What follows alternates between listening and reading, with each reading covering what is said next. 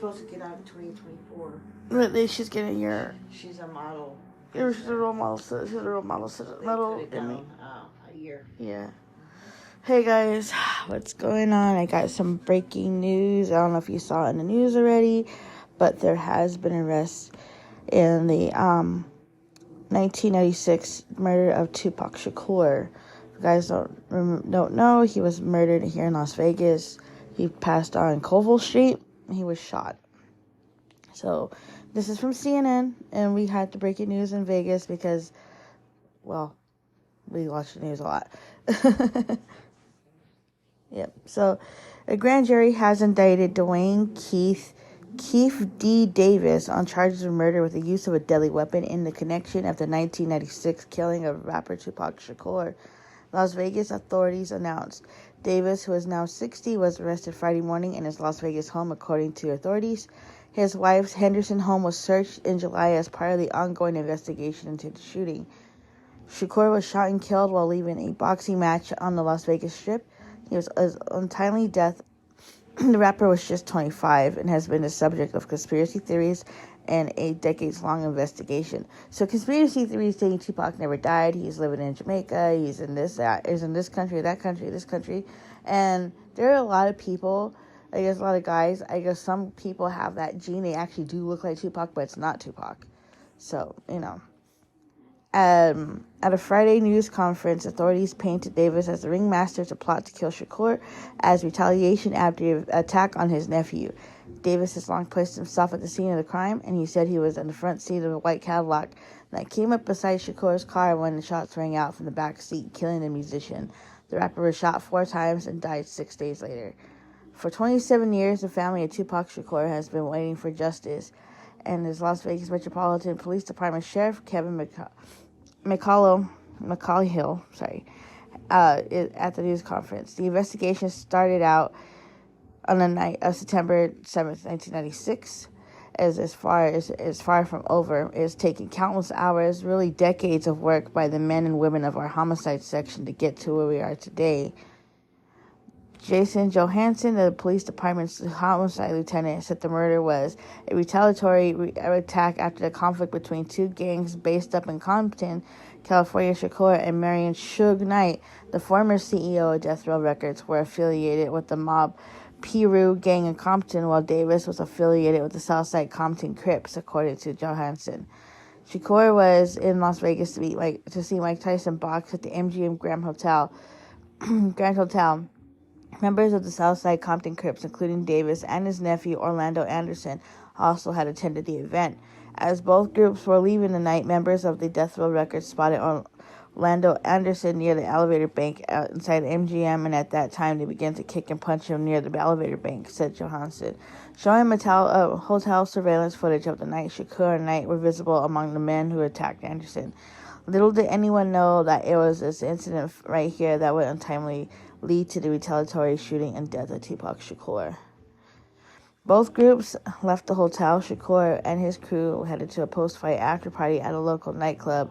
When he had found out about the attack on Anderson, Davis began to devise a plan to obtain a firearm and retaliate against Suge Knight and Mr. Shakur, said, according to Johansson. After he acquired a gun from a close associate, Davis got into the white Cadillac along with Terrence Brown, DeAndre Smith, and Anderson. At some point in time, they were in a white Cadillac. Mr. Davis took the gun he said he had obtained and provided it to the teenagers in the rear seat of the vehicle. Johansson, a copy of the indictment states Anderson and Smith were both in the back seat and does not specify which man pulled the trigger. The group found a black BMW in which Shakur and Knight were riding, began shooting at them through the windows, and immediately fled the area. Dwayne Davis was a shot caller for this group of the individuals that committed this crime. He orchestrated the plan that was carried out to commit this crime. All of the other individuals associated with the crime are dead, as he said, including Anderson, who denied his involvement in the murder to CNN before his death in a gang-related shooting in '98. Johansson said police have long known the outline of the events of that night, but lacked sufficient evidence to bring the case forward. Decades-long quest to officially solve the case was reinvigorated in 2018, according to Johansson. Davis's own admissions regarding the crime were a crucial piece of investigation. When police searched Davis's wife's home in July, they seized a copy of a memoir Davis authored, detailing the street gang life and the murder of Shakur in his memoir. Davis describes himself as one of the only two living witnesses to Shakur's murder, and the other being Suge Knight, who is now serving time in prison for manslaughter in another unrelated case. We're going to keep it for the code of the streets, Davis said when he asked who of the 4 men in the car was responsible for pulling the trigger. It just came back from the back seat, bro. Davis had confessed to the crime to police in 2009, but the information that was unviable to use, according to the former police detective who had investigated the case. We sat him back down in 2009, and he confessed his role in the murder along with other conspirators. Is it conspirators? Conspirators. I said it the wrong way. Pardon me, guys. I just woke up like 20 minutes ago. Greg Kading told CNN's Jake Tapper on Friday. However, Davis had a proffer agreement, so we couldn't utilize that information that he was providing against him. A proffer is an agreement in which a suspect agrees to provide potentially useful information, and without him being included with the shooting. But the statements made generally cannot be used against him. Johansson said officers knew the 2018 refocus on the case was likely our last time to take a run at this case to successfully solve the case and bring forth a criminal charge. Tupac's stepbrother, Mopreme Shakur, who is also a rapper, said the news of Davis' arrest is bittersweet. We've been through this decades of pain and you've known about this guy who's been running his mouth for years. So why now? For us, this is not over. We want to know why, and we want if there are any other accomplices. So, this is one of the headlines. Trailblazing rapper struck down in his prime. Shakur's career was short, but hugely influential, and the musician had left an outside legacy in music, style, and culture. Tupac Amaru Shakur was born on June 16, 1971, in Harlem, New York. He and his sister were raised by a single mother, former Black Panther member Afeni Shakur, until the trio moved to Baltimore, where Shakur enrolled into the Baltimore School for the Arts. The family soon moved again to Marion City, California. Despite moving around quite a bit in his youth, Shakur considered nearby Oakland his home. I give all my love to Oakland, and if I'm going to claim somewhere, I'm going to claim Oakland. If I ever don't live there, Shakur said in a 1993 interview. Knight, a co-founder and then CEO of Death Row Records, visited Shakur while he was serving his prison sentence in New York in 1995 and offered to pay his bond on the condition he was signed to the label. Shakur agreed and signed to Death Row Records, joining the roster of artists that included Snoop Dogg and Dr. Dre at the time. The rapper released 11 platinum albums, 4 during his 5-year career and 7 others released posthumously. His first album, To Apocalypse Now, debuted in November 1991. He also was a poet and featured in films like Poetic Justice and Above the Rim. He used his music to comment on social issues, and with his introspective lyrics often visiting topics like racial inequality, poverty, and gang violence. His career was also distinguished by his high-profile rivalry with East Coast rapper Biggie Smalls, another hip-hop legend who had a similarly meteoric rise to fame and was shot and killed in Los Angeles at the age of 24, a year less after Shakur's death. His murder is still unsolved. So, there's a lot to unpack there with Tupac and Biggie. I remember growing up and people having the whole rivalry, even like where I was growing up, they're like Tupac and Biggie, Tupac, stuff like that. And you never understand it, like when you're watching stuff like documentaries about both rappers, you got like, oh damn, but it's fucking crazy now that, they had arrested this guy and it's about time they did. I'm just like, wow. It's just like crazy. So, unfortunately, Tupac's mom, Afeni, passed in May of 2016. So, like the stepbrother said, it's bittersweet. you know, because she never got to see justice for her son, and that's heartbreaking. That really is, because she was a political activist in her own right. She was a former member of the Black Panther Party, and she was basically, you know, she taught her kids how to survive. Yeah, so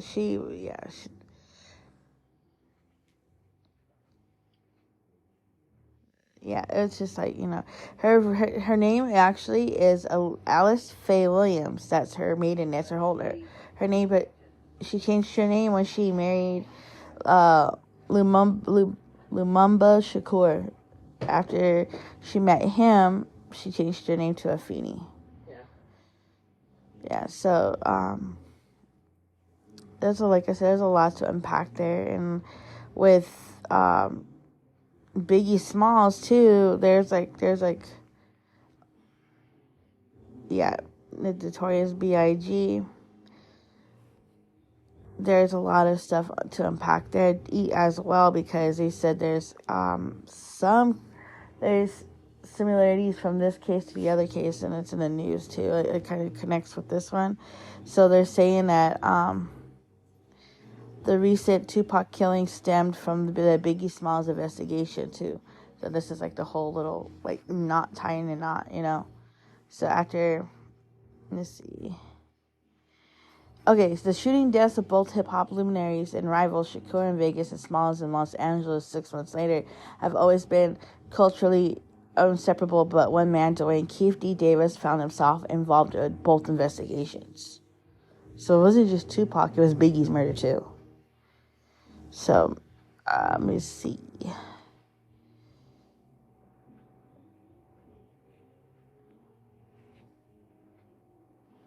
Oh, okay. So, listen to this.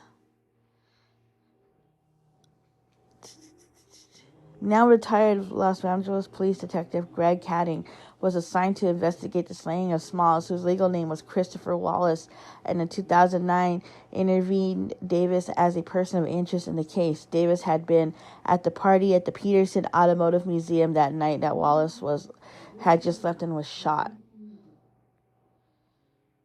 Cading had helped build a federal drug case against Davis to get leverage to compel him to talk to Los Angeles police, who have to date made no arrest in the Wallace case. He confesses to his involvement in the Tupac Shakur case, but he gives all the details on how he and his co-conspirators killed Tupac. So yeah, he did it. He has a memoir out, and he has blabbed, you know, a lot that he had involvement. Yeah, so this is like.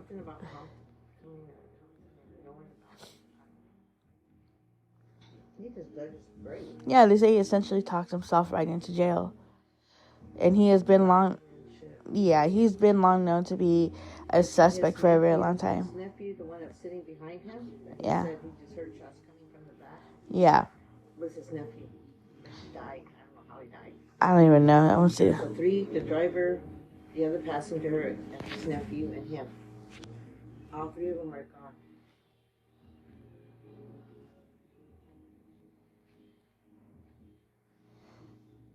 Yeah, they said the nephew died of gang violence. I think as another shooting. Hold on, let me see.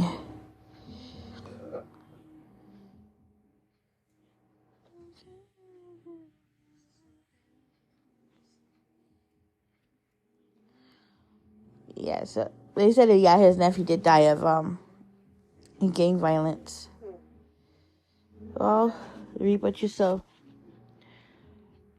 And then, like, it's just, like, one thing after another when it comes to stuff like this. Musicians that are murdered at their prime, and then there's no suspect, no witnesses. And there was a lot of holes in the stories and investigations. Like, there was that one that was Johnny Depp in it, when they were trying to investigate the... Oh, yeah, that movie. What's it called? Oh, wait, hold on. Yeah. He was in it, and they said they knew who it was.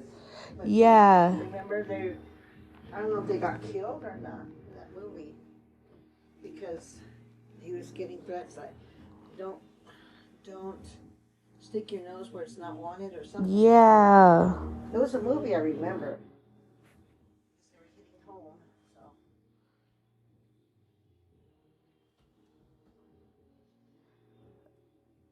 City of Lies. That's what it was. City of Lies. This is actually based on both the murders of Tupac and Biggie. Yeah. But after Jack Jackson and the reporter, I remember this. Russell Poole. That's what it was. Yeah, so that, I mean, Jesus. I remember watching that and I was like, holy shit, because remember we rented it and we were watching it so we wanted to see it. And then there was so many fucking holes in that whole thing. And they knew who it was, but they were like... They couldn't touch him. Yeah. Because he had already confessed. And he was told that he would not be prosecuted. That's what he was talking about. That's why there was no arrest. Yeah. But they knew who did it. And that was Davis, yeah. They made him some kind of a deal. Like, if you tell us what happened and blah, blah, blah, you would not be indicted for anything. But now they're wondering, I mean, he knew. I think he's the one that supplied the gun. Mm-hmm. Either his nephew shot him or he did. So they pulled up right beside him. Yeah, they pulled up right beside him and started blasting. Up there on Colville and Flamingo. Yeah, there actually is like a small little memorial thing. Every time someone tries to tear it up, people rebuild it. I'm like, dang. I remember that time me and Michelle went to Ellis. Me and you.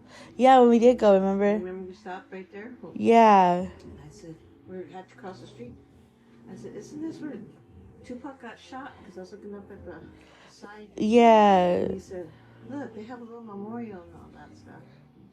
Yeah. Tupac or something. Yeah. With markers. They tagged it up pretty good and they have like, they have like pictures of him and all this stuff.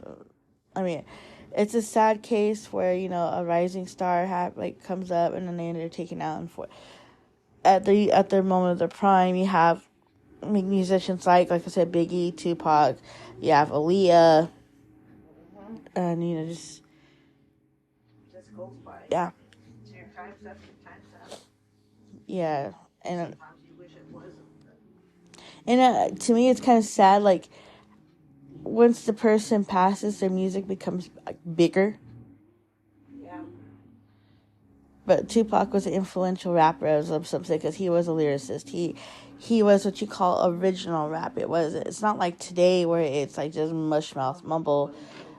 You can't understand like words or what they're talking about, or it's just all about either shooting. It's either dope, pussy, or something else. But like true rappers like Biggie and Tupac, and you have like people from Bone Thugs and Harmony. You got like the old school rappers, that actually did have good music, and people don't understand that. It's all like about like mumble rap or something, like I don't know.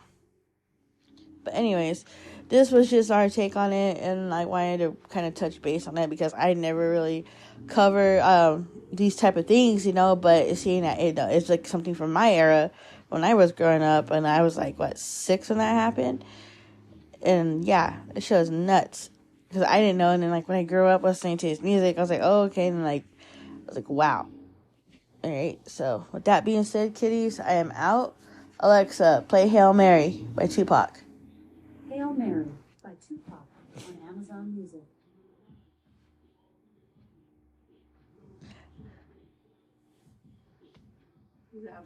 Yeah. Sorry, Gay. Alright, guys, we'll see you later.